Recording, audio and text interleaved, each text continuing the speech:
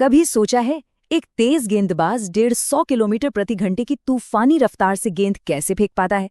या हम चांद तक का लंबा सफर तय करके वापस भी आ जाते हैं? इन सब के पीछे का जो राज है ना, वो मोशन और डिस्टेंसेस को समझने में ही छिपा है। और आज हम इसी कमाल के विज्ञान के कुछ रहस्यों को खोलने वाले हैं।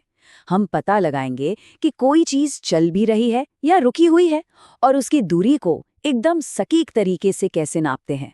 तो चलिए इस रोमांचक सफर पर निकलते हैं। तो सबसे पहला और सबसे मजेदार सवाल, क्या हम सब अभी इसी वक्त हिल रहे हैं? चलिए इसका जवाब ढूंढते हैं।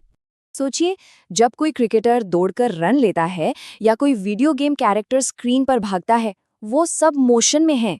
देखिए, सीधे शब्दों में कहें तो जब भी कोई चीज समय के साथ अपनी जगह बदलती है तो हम कहते हैं कि वो गति में है। और इसका ठीक उल्टा है रेस्ट, यानी स्थिर अवस्था, जैसे टेबल पर रखा हुआ फोन। लेकिन मजे की बात यह है, भले ही हम सब अभी आराम से बैठे हों, हम असल में रुके हुए नहीं हैं, क्योंकि हमारी पृथ्वी तो लगातार घूम रही है, जिसका मतलब है कि हम सब हमेशा गति में हैं। है ना कमाल की बात?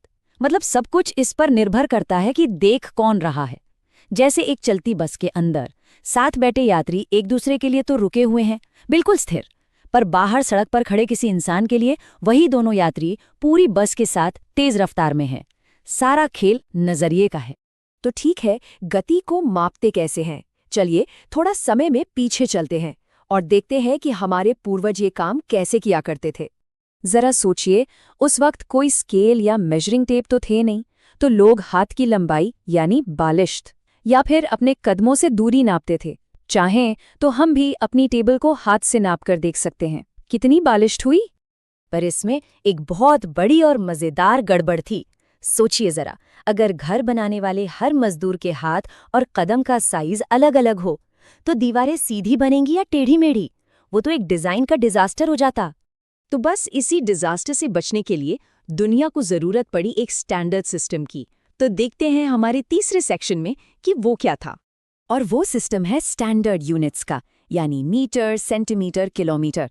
अब चाहे कोई भारत में हो या अमेरिका में, 1 मीटर का मतलब 1 मीटर ही रहेगा।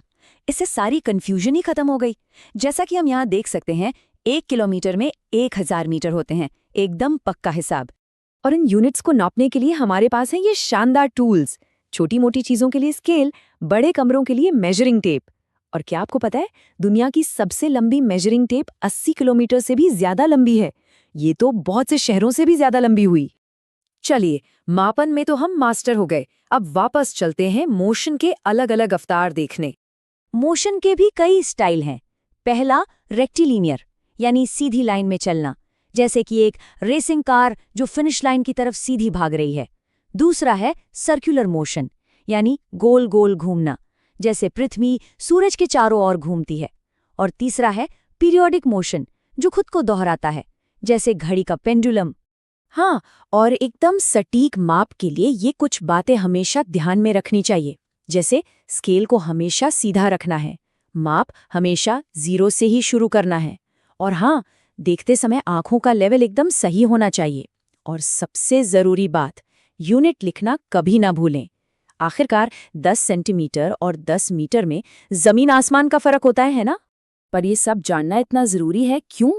चलिए असली दुनिया में इसका असर देखते हैं। सोचिए, हमारी पूरी दुनिया सटीक माप पर ही तो टिकी है। रॉकेट साइंस से लेकर बड़े बड़े पुल बनाने तक, यहाँ तक कि जब डॉक्टर सर्जरी करते हैं तो 1 मिलीमीटर की गलती भी बहुत भारी पड़ सकती है। और एक एथलीट के लिए तो 1 सेकंड का 100वां हिस्सा भी गोल्ड मेडल जिता या हरा सकता है। सीधी सी बात है, अगर माप गलत तो नतीजा महागलत। एक गलत माप एक शानदार इमारत को मलबे के ढेर में भी बदल सकता है। तो आज का मिशन पूरा हुआ। चलिए एक फास्ट फॉरवर्ड रिकैप करते हैं। हमने मोशन और रेस्ट का राज समझा, पुराने और नए जमाने के नापने के तरीके देखे, और मोशन के अलग अलग प्रकारों को भी जाना। अब हम जानते हैं कि ये सब हमारी दुनिया को चलाने के लिए कितना जरूरी है। और अब जाते जाते एक सवाल सबके लिए। आज हमने जो कुछ भी सीखा उसे ध्यान में रखकर सोचिए, क्या हमारी पृथ्वी असल में स्थिर है या गति में है? इसका जवाब क्या हो सकता है, नीचे कमेंट्स में जरूर बताइएगा। देखते हैं सबसे दिलचस्प जवाब किसका आता है।